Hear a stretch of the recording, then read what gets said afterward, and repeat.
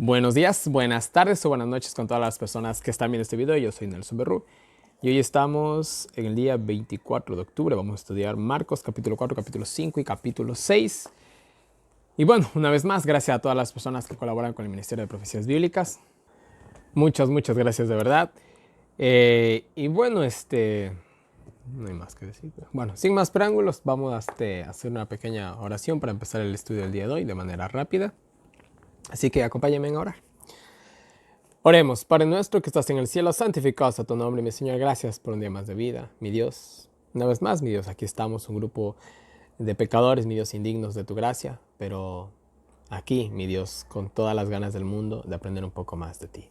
Por favor, seas tú una vez más el maestro instructor de esta clase, no sean mis palabras, sino las tuyas. De igual manera te pedimos por el muro de oraciones y por cada uno de los pedidos de oraciones que llega a Profecías Bíblicas. Te lo pedimos todo sin merecerlo, en el nombre de tu amado Cristo Jesús. Amén.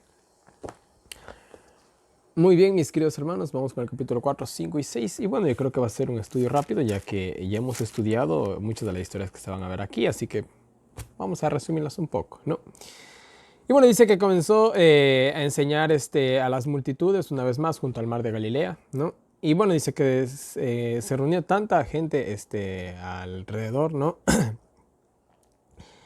Que él dice que entró en una barca y bueno, desde la barca enseñaba, ¿no? Ya que la gente a Jesús, como le seguían tanto, pues casi le rodeaban, ¿no? Casi le atropellaban a él, ¿no? Entonces, como ya hemos visto en ciertas cosas que nos dice Marcos, que no nos había dicho el libro de Mateo, y así cada uno de los evangelios nos va a ir alumbrando muchas cosas más, ¿no? Y bueno, entonces él en la barca, la multitud en tierra, y comenzó a enseñarles, ¿no? Y bueno, aquí les cita la parábola del sembrador, ¿no? Esto ya lo vimos en Mateo, así que yo no creo la gran necesidad de volverlo a repasar, ¿no? Entonces, eso, nada más. Del versículo 1 prácticamente hasta el versículo 20, ¿no? Se repite la historia de la parábola del sembrador, que ya la vimos en Mateo, así que pueden ir ustedes tranquilamente y repetir la que está en Mateo capítulo 3 y versículo 1, pero así que simplemente vamos a pasar por alto esto, ¿no? Para no hacer tan tedioso el video, ¿no? Bueno, de igual manera, nos repite ciertas historias, como por ejemplo a la luz del mundo, ¿no? Esto también ya lo vimos en Mateo, ¿no?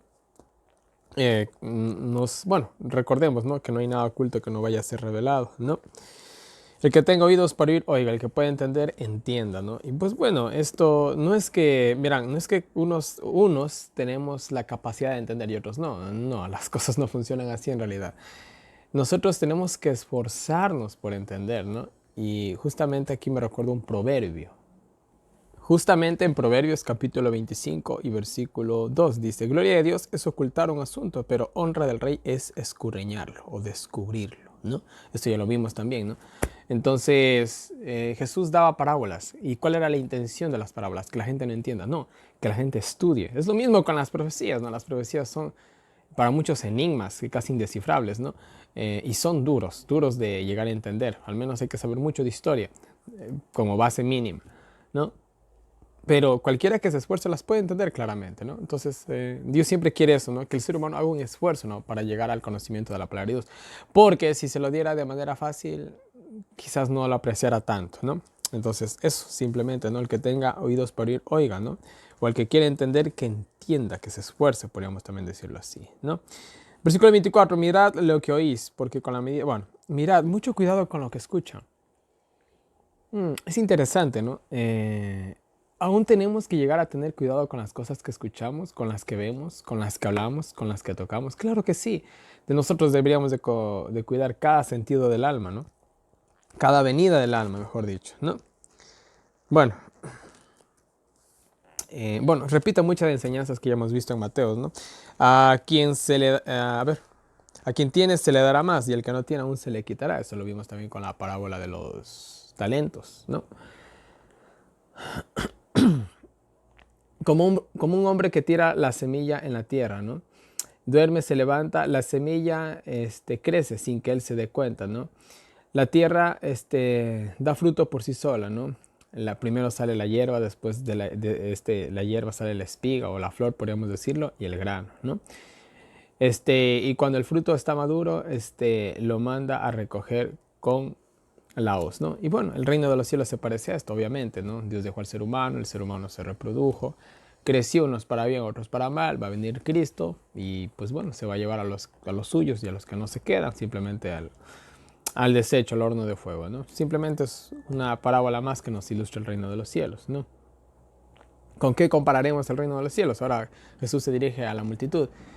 ¿Con qué podemos comparar el reino de los cielos? ¿No? Trata de hacer una predicación un poco didáctica aquí. Y ahora nosotros, si Jesús nos hiciera también una pregunta a nosotros, ahora ¿con qué le responderíamos? ¿Con qué nosotros podríamos comparar el reino de los cielos, ¿no? Bueno, ahí les dejo eso como tarea simplemente, ¿no? Como la semilla de mostaza, bueno, ahí nos habla de la semilla de mostaza, que es algo tan pequeño, crece y es una de las hortalizas más grandes que hay, ¿no? Entonces, hoy en la actualidad, ¿qué es Dios? ¿Qué es el reino de los cielos en esta tierra? No es nada, ¿no? Es mejor, incluso mal visto para los que creen eso. Entonces, hoy no somos nada, pero algún día seremos un gran árbol, podríamos decirlo de cierta manera, ¿no? Y solo por parábolas les hablaba, ¿no? Pero a los 12 discípulos les explicaba, ¿no? Entonces, bueno, después de explicarle estas parábolas que ya hemos estudiado en temas anteriores, ¿no? Dice que al caer la noche, dice que pasaron al otro lado del mar de Galilea, ¿no? Dice que le seguían, tras él dice que se fue una multitud, ¿no? Y le seguían incluso en barcas, ¿no? Y bueno, dice que se levantó en eso una tempestad que los hundía, ¿no? Y bueno, aquí nos habla de cuando Jesús se duerme en la barca, ¿no? Jesús dormía, ¿no? Dice que dormía específicamente a la popa, o sea, en la parte de atrás del barquito, podríamos decirlo así, ¿no? Con un cojincito, una almohada, podríamos decir, ¿no? Y bueno, los discípulos le despertaron, maestro, ¿cómo permites que nos ahoguemos? ¿No? Fueron prácticamente sus palabras, ¿no? Detalles que tal vez no aparecieron en Mateo, ¿no? Entonces, bueno, él reprende al viento, le reprende a los elementos, ¿no? Obviamente los discípulos se asombraron, ¿no? Y él les dice algo, ¿no? ¿Por qué tanto miedo, no? ¿Cómo es que aún, no tienen fe, ¿no? Aquí también Jesús les reprende a ellos, ¿no? Recordando un poco esta anécdota, ¿no? La fe. ¿Por qué Jesús apeló a su fe? Él les había dicho, bueno, vamos al otro lado. Ellos tenían que tener la fe de que iban a llegar al otro lado. Eso es todo, ¿no? Ahora, ¿cuántos de nosotros fallamos en ese sentido, no? A veces, no sé, ¿no? Dios nos da una promesa, ¿no? Tú vas a poder hacer esto. Pero en el camino nos vamos desanimando. ¿A cuántos de nosotros nos ha pasado eso? A mí sí, prácticamente todos los días. Ya entro a veces en el desánimo, no les voy a decir que no. Pero, ¿por qué? Si Dios ya en veces anteriores nos ha dado éxito total en cada aspecto de nuestra vida, ¿por qué seguimos teniendo esa falta de fe, no? No hay pretexto realmente para eso, ¿no? ¿Por qué esa falta de fe, mis queridos discípulos? Fueron las palabras de Jesús. Yo les dije que íbamos a llegar al otro lado y ustedes tenían que creer eso. Y eso era todo, ¿no? Pero bueno. Y bueno, ellos obviamente se sorprendieron, como ya les dije, ¿no? Pues hasta los elementos lo obedecían, ¿no? Y los comentarios del Espíritu de Profecía del capítulo 4, que solamente hay ese comentario para el día de hoy, nos dice lo siguiente, refiriéndose justamente al versículo 30, ¿no? ¿A qué compararemos el reino de los cielos? ¿Con qué parábolas le compararemos? Y bueno, aquí el título nos dice diferente a los gobiernos terrenales. Y nos dice, el gobierno del reino de Cristo no se parece a ningún gobierno terrenal. Es un modelo de los caracteres de quienes componen el reino. ¿A qué es semejante el reino de Dios? ¿Y con qué lo compararé? Preguntó Cristo. No podía encontrar nada en la tierra que le sirviera como una comparación perfecta. En su tribunal preside un amor santo y cuyos oficios y obligaciones reciben la gracia por el ejercicio, de la caridad. Dios ordena a sus siervos que practiquen la piedad y la benevolencia, los mismos atributos de Dios, en el desempeño de sus funciones y que encuentren su alegría, satisfacción en relajar el amor y la tierna compasión de la naturaleza divina con todos los que se relacionan, ¿no? Algo que ningún gobierno pide. Un gobierno, ¿qué te pide? Bueno, cumple esto, pide el otro, paga tus impuestos.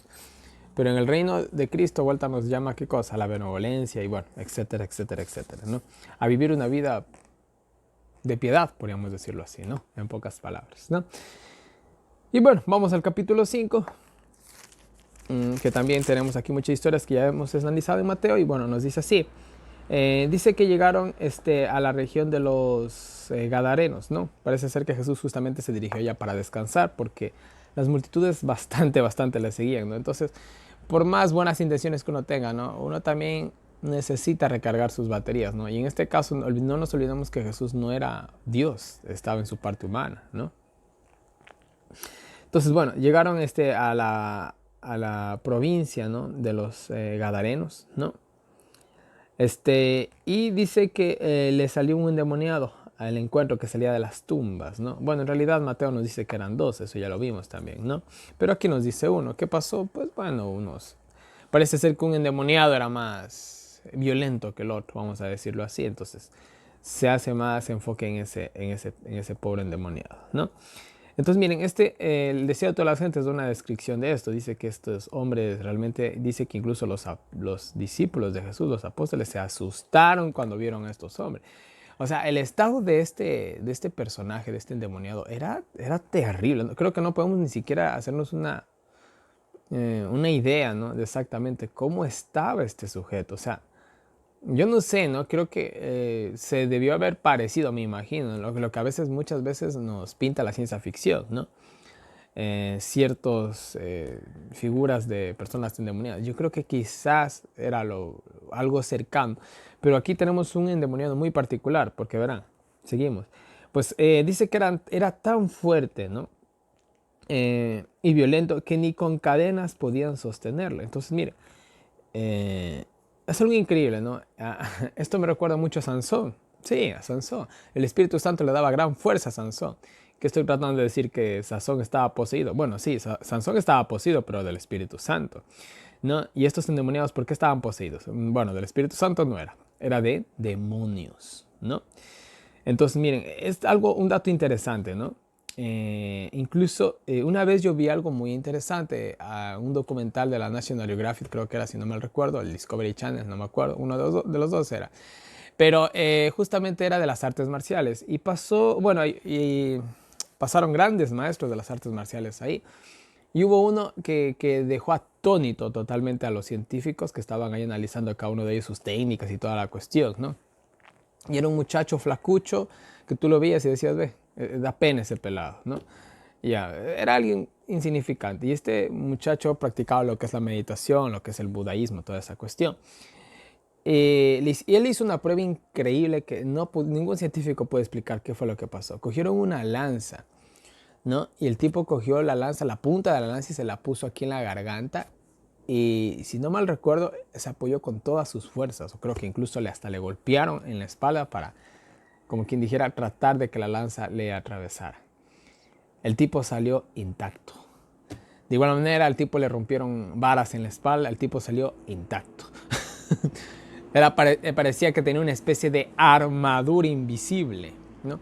Cosa que los científicos que estaban ahí decían, no, no sabemos cómo explicar esto, decían ellos. O sea, se quedaron atónitos, científicos, no eran cualquier científico salido de la esquina, eran científicos. Y ustedes veían un chico normal, ustedes podían ver a ese chico en la calle y pasaba como cualquier persona puede pasar por la calle normal, ¿no? Desapercibido. ¿Cuál es el secreto de esa increíble armadura que tenía ese muchacho? Verán, hermanos, bueno, yo no tengo una navaja aquí a la mano, pero digamos que mi lápiz es una navaja. Digamos que ahí está el filo, ¿no? ¿Qué pasaría si yo cogiera y hiciera esto, ¿no? Obviamente me cortaría, ¿no? Si yo con las fuerzas apoyara la navaja en mi dedo y simplemente hiciera el movimiento, ¿no? Obviamente que me cortaría. Eso es algo natural. Pero, ¿qué le protegía a este chico, este muchacho, era un muchacho casi, de de toda la agresión que recibió? Espíritus de demonios. Sí, pero el muchacho no estaba con los ojos rojos, ni estaba gritando, ni diciendo injurias. No estaba haciendo nada de eso. Ya les hablé, hay muchas formas de posesiones demoníacas. Y si hablamos de las artes marciales, bueno, ahí nos vamos a un tema bien largo, ¿no? Entonces, miren, volvamos a la cuestión de los endemoniados, ¿no? Esta fuerza sobrenatural, ¿saben lo que es romper cadenas y no romperte los brazos al hacer eso? Tienes que tener una ayuda extra, ¿ya? Lo que les trato de decir es que cuando un ser humano hace algo sobrenatural, tiene una ayuda extra de Dios o del diablo. Eso ya habría que analizar cada caso, ¿no? Simplemente es lo que yo les digo, ¿no? Nadie dice que los podía contener. Eran una cosa bestial estos endemoniados, específicamente uno, ¿no? Gritaba, dice, y se lastimaba, ¿no? Siempre, ¿no? Y dice que al verlo a Jesús corrió hacia él y dice que lo adoró. ¿Por qué corrió? Tal vez sintió un gran temor al verlo, ¿no? Es como cuando el padre entra en la casa, ¿no? Y ve que todos se están portando mal. ¿Cuál es la reacción de los niños? Rápidamente ponerse en compostura, podríamos decir, de parte de los niños, ¿no? Yo creo que más o menos era el sentimiento, ¿no? El comentario bíblico adventista dice que quizás corrió a atacarlo. Yo creo que hubiera sido algo bastante torpe de parte del demonio hacer algo así. No creo que se hubiera atrevido realmente a hacer algo así, atacar al Hijo de Dios. Pero yo creo que más tuvo un gran temor, no se sabe, no dice qué estaba haciendo, ¿no? Pero al verlo dice que corrió y simplemente fue a hacerle reverencia, ¿no? Simplemente así, fue como un esclavo, un siervo viendo a su señor, ¿no? Más o menos así, me imagino que esa fue la reacción del demonio, ¿no? Y bueno, y la adoró, ¿no? Los demonios, miren, qué increíble, ¿no? Vuelvo a recalcar este enfoque, ¿no? Los demonios le tenían a Jesús más miedo que los mismos fariseos. Los fariseos ni entendían con quién estaban hablando. Y los demonios sí le tenían un respeto y un temor increíble a Jesús, ¿no? Y bueno, dice que clamó a gran voz gritando, podríamos decir, ¿qué tengo contigo, Jesús? ¿No? Bueno, fue un desafío prácticamente lo que le estaba haciendo aquí, ¿no? ¿Por qué te metes conmigo? Prácticamente fue lo que le dijo el demonio, ¿no? Te conjuro por el nombre de Dios o por el nombre de tu Padre, podemos decirlo así, que no me atormentes, ¿no? Y bueno, Lucas menciona justamente el abismo, que no nos dejes ir al abismo, también les dice. Pero bueno, si ya lo hemos de tocar y cuando llegamos a Lucas, ¿no? Y bueno, dice que Jesús cogió y le reprendió, ¿no? Le expulsó de ahí, sal de ese hombre, le dijo, ¿no? Al demonio, ¿no? Y miren, pero algo interesante también pasa aquí. Jesús le pregunta, ¿y cómo te llamas? ¿No? Parece que Jesús como que de cierta manera algo vio en este endemoniado que le llamó en algo la atención. Quizás le llamó mucho la atención la acción, ¿no? En la cual cogió él y se apresuró, ¿no? A adorarle. Quizás, no sé, Jesús tal vez para él era algún ángel caído, ¿no? Obviamente que debió haber tenido algún papel importante en el cielo. No se sabe, pero a Jesús parece que le interesó identificar al demonio, ¿no? Por un lado, o simplemente por el hecho de que veía algo muy extraordinario, ¿no? Veía un endemoniado muy particular, entonces dijo, y bueno, ¿qué demonio es este? Tal vez se preguntó Jesús, ¿no? O simplemente lo hizo para saber si solamente había uno o varios, ¿no? Que bueno, quizás esa sea la mejor conclusión, ¿no? Él le dice, mira, me llamo legión porque somos muchos, ¿no? Y bueno, una legión romana estaba compuesta de 6,000 soldados y 700 jinetes. Estamos hablando de 6,700 personas aproximadamente. ¿Habían 6,000 demonios dentro de este ser humano? No creo tampoco así. No lo sé. Yo de espiritismo no sé mucho, pero 6,000 demonios dentro de una sola persona no me parece algo muy... quizás un ciento, aunque bueno, no se sabe, ¿no? ¿Quién sabe al fin y al cabo? Solamente son conjeturas, ¿no? O sea, como si eran muchos, no se sabe si eran 6,000, eran 100, eran 600, eran 1,000, no lo sabemos, ¿no?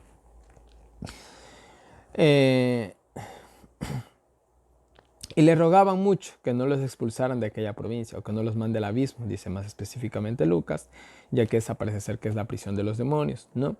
Dice que había una manadita de cerdos de ahí, ¿no? Los cuales eran 2,000 hasta donde se sabe, ¿no? Y les pidió permiso, ¿no? Le pidió permiso a Jesús que los deje entrar ahí, ¿no? Obviamente que todo era planeado por Satanás, ¿no? Satanás nunca hace algo sin pensarlo, al igual que Jesús. Y bueno, dice que entraron en los 2,000 cerdos, en los 2,000 puercos y los puercos se echaron al mar, ¿no? Y bueno, ya sabemos qué pasó. Dice que los dueños de los puercos fueron a avisar a toda la ciudad. Vino toda la ciudad a Jesús. Vinieron a él, dice, vieron al endemoniado ahí en sano juicio, ¿no? Fue algo sorprendente, ¿no? No era algo, o sea, este endemoniado debe haber sido muy famoso en esa región. Y cuando ellos llegan, lo más increíble, ver a Jesús con toda la tranquilidad del mundo en su rostro, ¿no? Que eso ya es un impacto suficiente. Y ver a ese tipo que era literalmente un demonio, ¿no? Un monstruo, ya podríamos decir una bestia, sentado ahí tranquilo como si nada. O sea, fue algo impactante llegar a ver algo así, ¿no? Eh, no sé ustedes, pero debió haber sido algo muy impactante, ¿no? Ver algo así, ¿no? Bueno, ahí estaba el hombre vestido, dicen sano juicio cabal. Y al ver eso, todo se...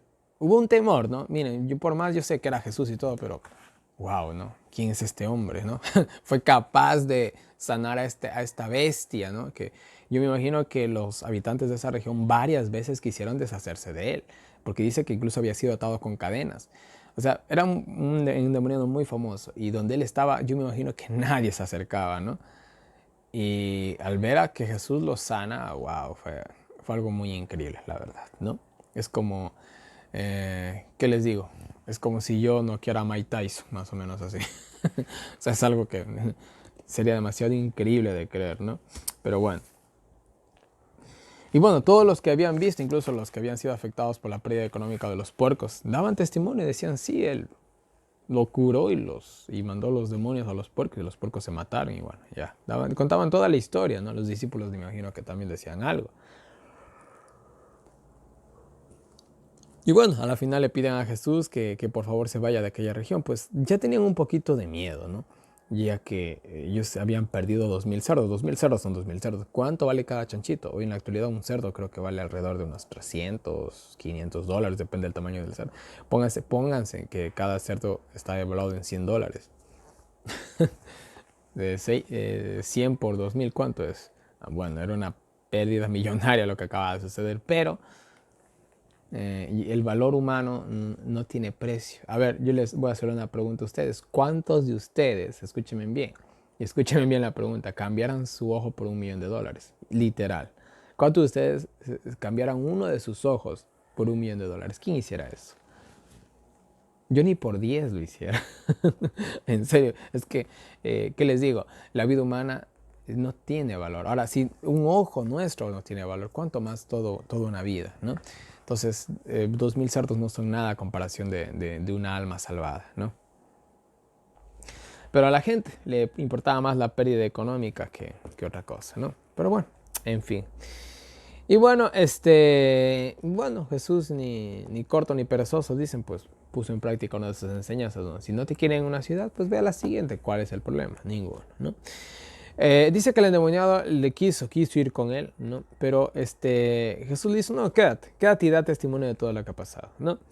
Miren, a diferencia de otros casos en los que Jesús prohibía que se diga algo, en este caso vuelta coge al endemoniado y le dice, ve y dile a todo el mundo. ¿Por qué?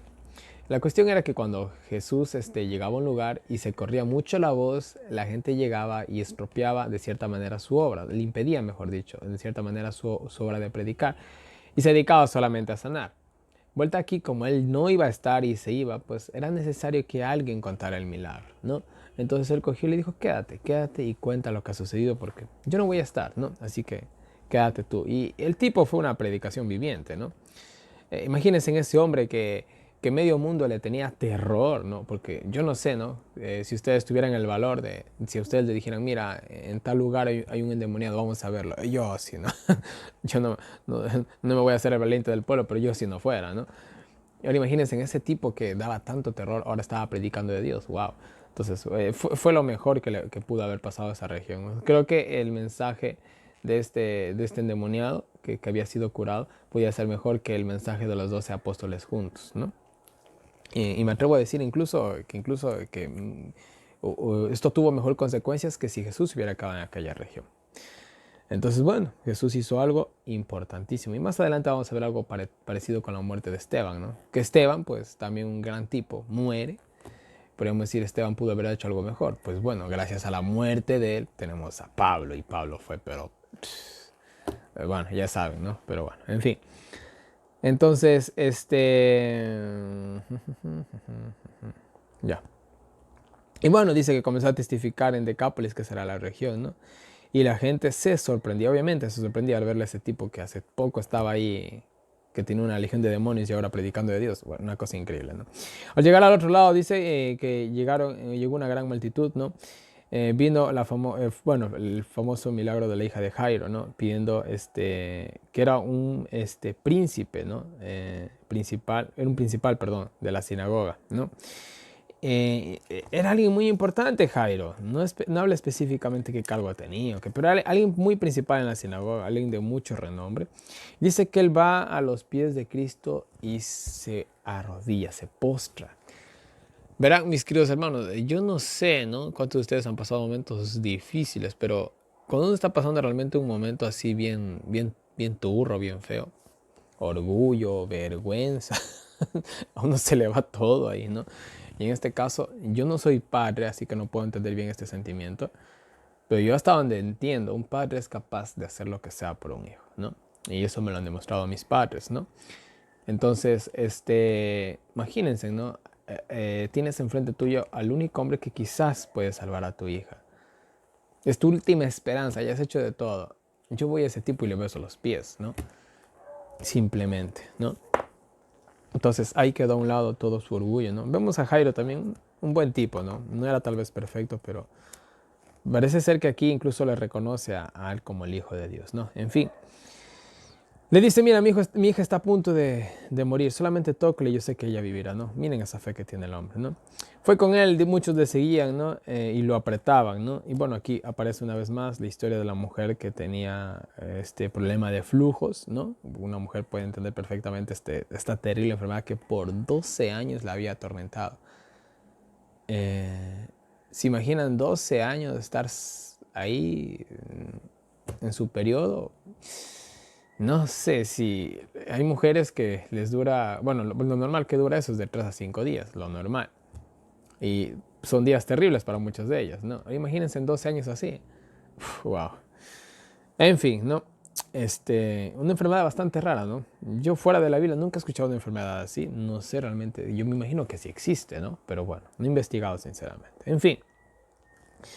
Esta mujer que había pasado, ¿qué les digo? Por Raimundo y todo el mundo, ¿no? Y yo me identifico aquí con la mujer que sufría de flujos, ¿no? Porque yo, por ejemplo, cuando me acuerdo tuve un problema con cálculos en los riñones, que los que han sufrido eso saben lo terrible y doloroso que es, ¿no? Yo fui así, de doctor en doctor, y cada doctor me decía una cosa, otros me decían que no sabían, y yo era tan indignado, la verdad, tan indignado, enojado y todo, y despechado, ¿no? Y bueno, al final me descubrieron que eran cálculos y yo lo único que yo hice, dije, nunca más vuelvo con estos doctores, dije yo, nunca más, dije yo, porque es desesperante, ¿no? Un doctor te dice una cosa, el otro, ¿sabes? No saben, y al final vino un doctor y me dijo, hay que abrirte para ver qué tienes, entonces, qué triste que es eso, verán. Y yo sí, sinceramente yo le escogí alergia a los doctores, ¿no? Respeto mucho a los que tienen esa profesión, yo sé que no todos son así, pero ustedes saben que siempre hay intereses detrás de todo eso, ¿no? Entonces yo me hice esa promesa, nunca más, ¿no? Y lo que hice fue simplemente adoptar un mejor estilo de vida. Gracias a Dios, no he vuelto de manera voluntaria, al menos no he ido a un doctor, ¿no? Sí, el último que visité fue un dentista porque tenía un problema en una muela, pero yo creo que eso es normal, ¿no? Entonces, miren, qué triste, ¿no? 12 años viendo a los doctores y naranjas, ¿no? Y ahora viene un tipo, escucho de un señor, de alguien que va cruzando y que puede sanar a las personas. ¿Qué dijo ella? Esta es mi oportunidad. Y yo no sé, ¿no? Yo no sé, no me imagino realmente cómo habrá sido verle la cara a Jesús. Es algo que nosotros a veces pasamos por alto, ¿no? Es como, por ejemplo, a veces nosotros vemos personas en la calle que quizás ni siquiera son bonitas, simpáticas, atractivas. Pero a veces esas personas tienen un semblante, tienen una chispa, o a veces simplemente tienen una mirada que te transmiten algo, ¿no? Y tú dices, esta persona tiene algo, ¿no? Entonces, yo creo que las personas al ver a Jesús a los ojos, yo no sé qué sentían, la verdad creo que se me hace indescriptible, yo creo que era un sentir individual de cada persona, ¿no? Pero yo me imagino que esta mujer lo vio a Jesús de lejos y vio algo y dijo, este es el hombre, ¿no? Este es el que me va a curar. Algo le dijo, ¿no? Yo creo que el mismo Espíritu Santo convencía a las personas de que ese era, ¿no? Y ellos sentían algo, no entendían quizás ni siquiera lo que sentían, pero para mí que de que sentían algo, ¿no? Entonces esta mujer que nunca lo había seguido y nunca quizás lo había visto, lo ve por primera vez, vio algo especial en él, vio la gente atrás de él y todo. Y ella debía haber sentido algo simplemente. Indescriptible el sentimiento, ¿no? Solamente la persona que pudo haber visto a Jesús a la cara creo que puede describirlo en realidad, ¿no? En fin, esta mujer había gastado toda su fortuna en los médicos. Al oírlo, de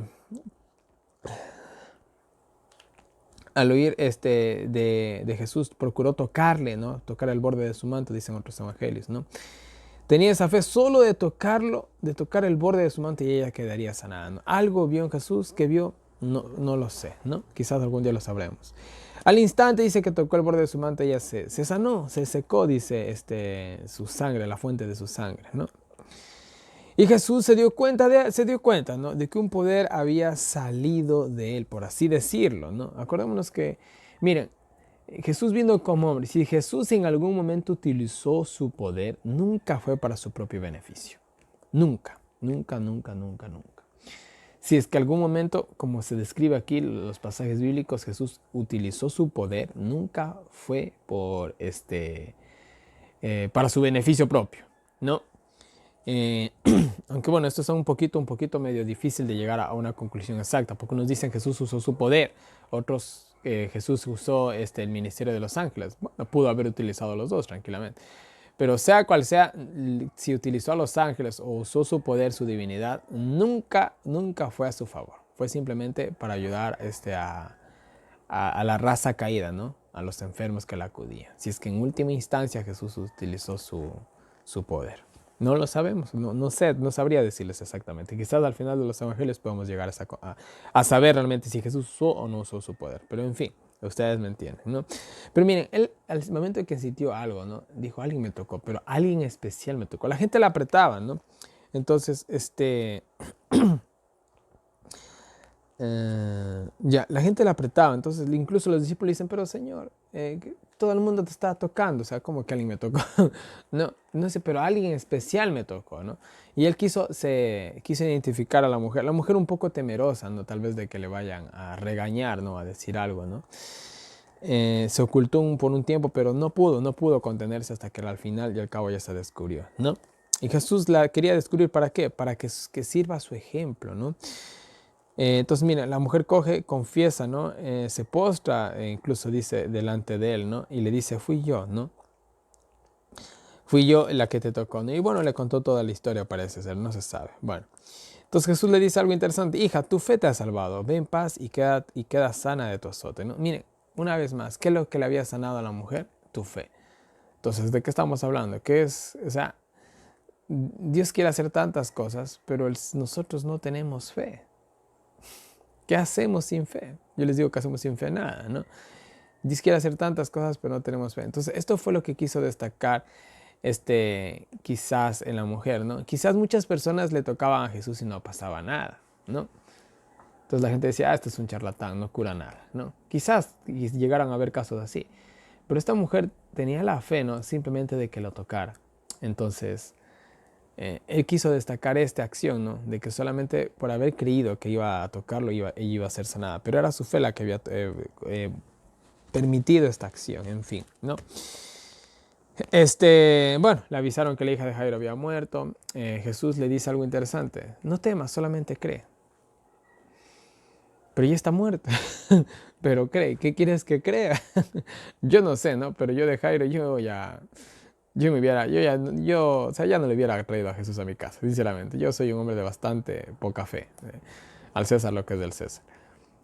Pero Jesús le dice, no, tranquilo, ten fe. ¿Y fe en qué es la pregunta vuelta ahora? ¿En qué vamos a tener fe, señores? Ya no hay en qué tener fe. Supuestamente. La gente dice, para todo hay remedio en la vida menos para la muerte. Una vez me dijo alguien eso en mi negocio. Le digo, hasta para la muerte le digo hay solución. ¿Y cuál me dice? Pues Dios le digo. Ah, bueno, dice, ahí sí me ganó, me dijo el Señor, ¿no? Y claro, pues, aún para la muerte, ¿cuál es la solución? Es Cristo, ¿no? En fin, así que cree solamente, no temas, cree solamente, ten fe, ¿no? Dice, bueno, que llamó a Pedro, Jacobo y Juan, dice, los llamó a entrar en el cuarto. Estaba Pedro, Jacobo y Juan, Jesús, la niña, el padre de la niña y la madre de la niña. En total habían 7 personas. Una vez más, el juego de los números en la Biblia, ¿no? Y bueno, 7 personas, perfección, al terminar los 6.000 años la resurrección, y al terminar los 7.000 años el milenio la resurrección especial para juicio. Bueno, quién sabe, ¿no? Y bueno, dice que llegó a la casa, había mucho alboroto, obviamente, lo que siempre hay después de que alguien fallece, ¿no? Él preguntó por qué había tanto alboroto, ¿no? Pues si la muchacha no está muerta, duerme. Entonces la gente se burló, dijo, ¿y cómo que duerme? Que está loco, han de haber dicho, ¿no? Si la muchacha ha fallecido, ¿cómo va a decir que está durmiendo, no? Pero para Dios, la muerte es un sueño. No entendemos bien esto, ¿no? Es como hay personas que para ellos una dificultad es una oportunidad. Vuelta para otras personas una dificultad es el fin del mundo. Vuelta para Dios, la muerte es un sueño. Para nosotros la muerte es el fin. Más o menos así, ¿no? Simplemente ellos ven con otros ojos nuestros problemas. O para lo que nosotros no tenemos supuestamente solución, ellos lo ven de una manera muy fácil. En fin. Entonces, bueno, entraron todos al cuarto. Jesús le dijo Talita Kumi. Y bueno, parece ser que Jesús utilizaba bastante el arameo. Interesante, ¿no? ¿Por qué? ¿Quién sabe? Quizás era la lengua natal de Adán y Eva. No lo sabemos, ¿no? Al fin y al cabo nunca se supo cuál era el idioma que hablaba Adán y Eva. ¿Pudo haber sido el arameo? Pudo haber sido, ¿no? Bueno, es interesante que Jesús utilizaba bastante el arameo, ¿no? ¿Por qué? No lo sabemos. En fin, quizás, vuelvo y repito, sea el idioma de Adán y Eva o el idioma que de manera muy especial le dio Dios. Pero bueno, en fin. Dice que le tomó de la mano a la muchacha y la levantó, ¿no? Dice que al instante se incorporó, todos se asombraron, obviamente, ¿no? Y les pidió que no digan nada, y mandó que le den de comer, ¿no? Entonces les dijo, por favor, no digan nada. ¿Por qué? Porque ya vimos, ¿no? A diferencia de los endemoniados, pues él no iba a estar ahí. Entonces, vuelta aquí sí iba a estar. Y si él decía que había resucitado un muerto, uno iba a tener problemas con el Sanedrín, otra, la gente sí le iba a amontonar demasiado. Entonces todo se quedó ahí en chiquis nomás, ¿no? Y bueno, la chica coge y se pone a comer de uno. ¿Por qué? Es algo curioso. ¿Cuál fue la enfermedad que tenía la chica? Parece que por la enfermedad la chica tal vez no había podido comer. Bueno, la niña, mejor dicho, pudo haber sido. De igual manera vemos algo interesante, que cuando alguien resucita en la Biblia, no recuerda nada. Vamos con este asunto, ¿no? Y al igual que en la resurrección, ¿no? Esta niña esta niña murió con hambre. ¿Y cómo se despertó? Con hambre. Vemos que la resurrección simplemente es reanudar las últimas acciones que hemos llegado a estar haciendo. A ver, en otras palabras, si tú en este instante te murieras, ¿cómo despertarías o cómo resucitarías? ¿Con qué mentalidad? Con la misma que tienes. ¿Con qué ganas? Con las mismas que tienes ahorita. Si tienes ganas de comer, te la vas a levantar con ganas de comer. Es simple, ¿no? Interesante, ¿no? Pero bueno, vamos al capítulo 6 para terminar el estudio del día de hoy, ¿no? Y bueno, dice que luego se fue a su tierra, ¿no? Y enseñaba en sábado, en las sinagogas. Dice que la gente se sorprendía, ¿no? Los que estaban ahí, pues decían, ¿dónde él sabe de estas cosas? ¿Dónde encontró tanta sabiduría, ¿no? ¿Cómo hace tantos milagros con sus manos? ¿No es este el carpintero? ¿No es el hijo de José, ese muchacho que a veces estaba por ahí en la calle jugando? ¿No es él? ¿No es el hijo de la vecina de la esquina? ¿No? Era sorprendente ver a un niño que toda la vida lo habían visto, un muchacho, lo habían visto crecer, ¿no? Y de la noche a la mañana el tipo era otro, era un maestro en todo el sentido de la palabra. Entonces fue bastante sorprendente para ellos, ¿no? Y bueno, de cierta manera se les puede comprender, ¿no? No podían prácticamente aceptar que ese era el Mesías, ¿no? Al muchacho que habían visto toda su vida, no podían casi creer que era el Mesías, ¿no? Pero bueno. Y Jesús dijo, nadie es profeta en su propia tierra, ¿no? Y peormente en su familia, ¿no? En fin. Y bueno, dice que así, por la falta de fe de ellos, solo pudo sanar unos pocos, ¿no? Y bueno, Y Jesús también dice que se asombró bastante por su incredulidad, ¿no? Y bueno, así que dice que comenzó a recorrer todas las aldeas de alrededor. Simplemente fue lo que hizo él, ¿no? Y bueno, después dice que envió a los 12 de dos en dos, ¿no? Eh, dándoles poder sobre los demonios, ¿no? Ahí fue cuando, bueno, esto ya hemos visto, les ordenó que no llevaran nada, nada más que lo que llevaban puesto. También les dio la orden de que se queden en una sola casa. Si no los querían ahí, sigan la ciudad, etcétera, etcétera. Sigan la siguiente ciudad, perdón. Y prediquen acerca del arrepentimiento. Que el reino de los cielos se ha acercado y pues bueno, y que se arrepientan de tus pecados, ¿no? Y bueno, dice que los discípulos echaban demonios, ungían con aceite de oliva más que seguro, ¿no? A muchos enfermos y los sanaban, ¿no? Y bueno, fue todo lo que hicieron los apóstoles, así resumido rápidamente. Y bueno, ¿qué más nos dice? Y bueno, Herodes, vamos con la historia un poquito de Herodes una vez más y de Juan el Bautista. Y bueno, dice que Herodes al escuchar su fama pensó que era Elías que había resucitado de los muertos, otros creían que era Elías mismo, otros que creían que era un profeta, bueno, etcétera, etcétera, ¿no? Y Herodes, pues, ¿qué podemos decir del buen Herodes, no? Bueno, dice que Herodes lo había decapitado. Bueno, aquí nos cuenta la historia, ¿no? Lo había decapitado, pues, por el pedido de Herodías, que Herodías, pues, no le caía muy bien a Juan el Bautista, ¿no? Y bueno, Herodías, aquí vamos a ver su plan una vez más, ¿no? Que hizo de todo por matarlo, ¿no? Y bueno, dice que Herodes sabía que Juan era justo, sabía que era un santo, podríamos decirlo así, ¿no? Incluso dice que lo escuchaba, ¿no? Si no era por la mala influencia, ¿no? Aquí tenemos otro, miren qué increíble, ¿no? La influencia de una mujer en un hombre, ¿no? Eso me recuerda mucho a Jezabel Yacat, ¿no? Si no era por Herodías, quién sabe qué hubiera sido de Herodes, ¿no? Hubiera sido otra la historia si no fuera por esa mala elección que hizo, ¿no? Entonces, en ese sentido, los que somos solteros, mucho cuidado, ¿eh? Más vale quedarse solo que mal acompañado. Entonces, miren, eso, ¿no? Incluso él lo protegió de cierta manera, incluso procuraba soltarle, ¿no?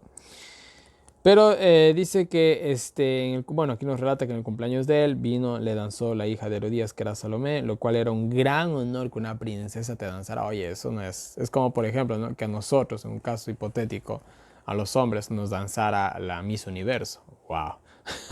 Ya. O para las mujeres, también de igual manera les danzara...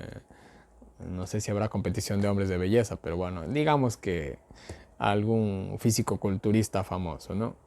También sería igual para ellas, ¿no? Imagínense en eso, o sea, ya, hablando en términos humanos, ¿no? No es algo que se ve todos los días una princesa danzar, entonces. Todo esto fue planeado obviamente por Herodías, ¿no? Para que Herodes con sus tragos de más, pues tome una decisión torpe, que fue lo que hizo a la final, ¿no? Y bueno, entonces ya sabemos, el man le ofreció la mitad del reino, ella fue, le consultó a la madre, porque todo era plan de la madre, ¿no? Y bueno, parece que ya le había dicho, oye, si te dice algo, pues vienes acá y yo te digo cualquier cosa, ¿no? En fin, pidió la cabeza de Juan Bautista, según le decía a todas las gentes. Salomé no quería pedirle algo así tan bárbaro, ¿no? Pero la madre de ella insistió tanto, y bueno, en fin. El rey obviamente se puso triste, pero al fin y al cabo accedió, ¿no? Porque había dado su palabra. De igual manera estaban los invitados. Y bueno, como todos estaban medios borrachos, más de uno simpatizaba con Juan Bautista, los que estaban presentes ahí, los dignatarios del reino. Pero por las copas y una cosa y la otra, nadie dijo nada. Y pues bueno, ya saben, pasó lo que pasó, ¿no? Lo decapitaron al pobre y trajeron la cabeza de él en una bandeja, ¿no? Y bueno, los discípulos de Juan tomaron el cuerpo, lo enterraron. Y bueno, uno de esos muchos cadáveres que se pierden en la historia. ¿Dónde está enterrado Juan el Bautista? Ni idea. ¿Que esta es la cabeza de Juan? ¿Quién sabe? Y bueno, entonces eso simplemente queda en el aire, ¿no? En fin.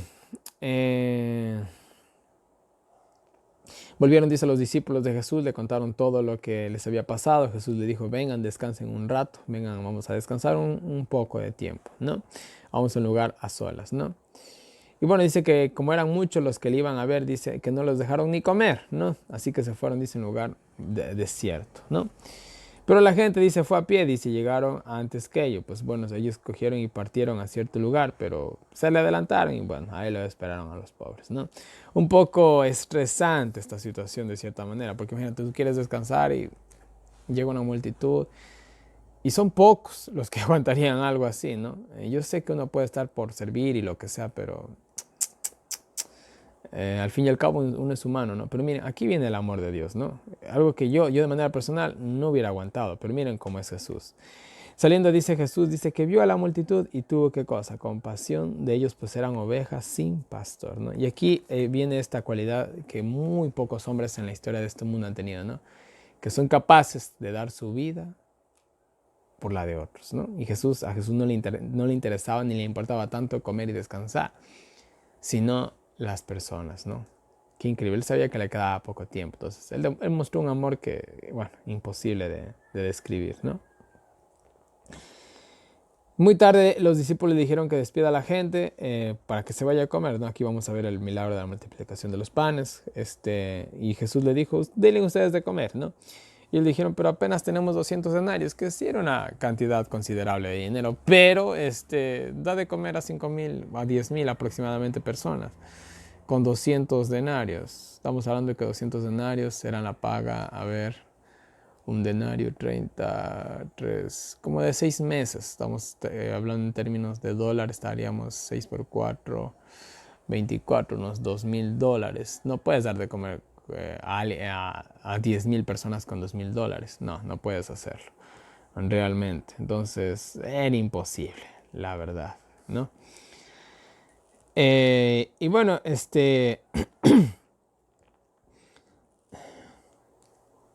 bueno, Jesús le hace la pregunta, ¿cuántos panes tienen ustedes? Id y vean, ¿no? Y bueno,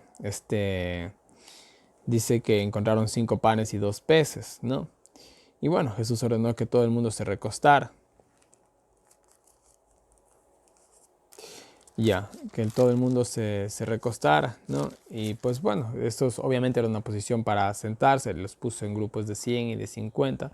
Posiblemente se hizo así para que la gente pueda ver el milagro que se iba a realizar, se los organizó de esta manera, posiblemente, quién sabe, en fin. Bendijo los alimentos, dio a los 12 y ellos repartieron a la multitud. Todos comieron y se llenaron, ¿no? Y miren, y bueno, dice que incluso sobraron 12 canastas de pan y pescado, ¿no? Y bueno, el comentario bíblico adventista nos habla de que esto fue una lección contra el derroche, ¿no? Fue una lección contra el derroche, fue una lección de que Dios cubre todas las necesidades que nosotros tenemos, ¿no?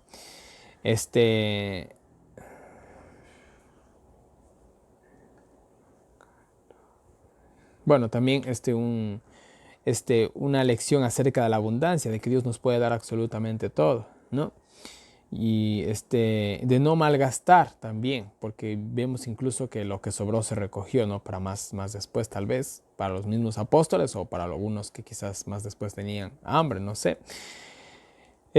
Y bueno, incluso que se puede alcanzar con que las bendiciones divinas se pueden alcanzar con la cooperación de los siervos de Dios, ¿no? Porque al fin y al cabo la gente pudo comer gracias a quién, a que los apóstoles también hicieron su parte, ¿no? Entonces es una cadena, ¿no? Colaboramos los unos con los otros y al fin y al cabo hacemos algo, ¿no? Bueno, son las lecciones adicionales que nos dejan esta historia, ¿no? Dicen que eran como 5,000 hombres, estamos hablando posiblemente de 10,000 a más personas posiblemente, ¿no? Y bueno, dice que aquí él adelantó a sus discípulos mientras se les despedía. Esto también ya vimos que era porque lo querían coronar rey, etcétera, etcétera. Los despidió, fue, dice, al monte a orar, despidió a la gente, fue al monte a orar. Al anochecer, la barca, dice, en medio del lago, dice, al anochecer, dice, la barca está en medio del lago y él, pues, Jesús estaba solo en tierra, ¿no? Dice que al verlos cansados de remar contra viento, dice que él les fue a ver, ¿no? Se le acercó caminando sobre el agua, ¿no? Casi como si quisiera pasarlos de largo, dice. No sé exactamente a qué se refiere esto, pero bueno. Obviamente los discípulos pensaron que era un fantasma. Es interesante por qué los discípulos pensaron que era un fantasma. Aún en la antigüedad había esa creencia que esto nos impuso la cultura griega, ¿no? De que del cuerpo sale algo y pues bueno, etcétera, etcétera. Ustedes ya saben, esto fue algo de la cultura griega que nos pusieron. Esto fue el tal, se me fue, creo que era Platón, creo que era, no me acuerdo, es uno de esos filósofos, fue el que se le ocurrió esta idea, ¿no? Pero bueno, en fin. Entonces tenían esa idea arraigada lastimosamente en la época de Jesús aún, ¿no? Jesús se identificó, soy yo, no teman, ¿no? Tengan buen ánimo, no temáis, ¿no? Y bueno, dice que subió a la barca y ellos estaban disatónitos, ¿no? Bueno, aquí se excluye lo que pasó con el apóstol Pedro, ¿no? Cuando se hundió, pero bueno. Dice que su mente estaba cerrada, pues aún no entendía lo de los panes, ¿no? Entonces miren, aquí los discípulos, habían cosas que como que no las entendían muy bien. Aún no entendían el milagro de los panes, no entendían cómo es que el camino sobre las aguas. De cierta manera no comprendían del todo que él era el Hijo de Dios, ¿no? Y bueno, dice que llegaron a Genezaret, ¿no? Y dice que ni bien llegaron, dice, les reconocieron, le traían enfermos de todas partes de alrededor. Donde iba, dice que le ponían enfermos y solo al tocar su manto, dice que muchos de ellos se sanaban, ¿no? Entonces, miren, son los detalles que nos da el libro de Marcos, ¿no? De ciertas historias que hemos visto y otras que no. Y pues bueno, eso es todo, mis queridos hermanos. No hay nada más que agregarle aquí a esto, ¿no? Y una vez más, en pantalla tienen toda mi información de contacto para todas las personas que me quieran agregar a WhatsApp para recibir los enlaces del año bíblico, los avisos del año bíblico, preguntas, sugerencias, correcciones, cualquier cosita me lo enviar por ahí. Y bueno, y tienen diferentes maneras en las que me pueden colaborar. Por el momento tengo problemas con PayPal, así que está deshabilitado eso hasta que lo arregle, o hasta que me acuerde de arreglarlo, mejor dicho. Y eso, mis queridos hermanos, ¿no? Y bueno, mis queridos hermanos, no les canso más. Que Dios nos bendiga como nosotros, nos ayuda a seguir adelante. Y nos vemos el día de mañana con un nuevo video.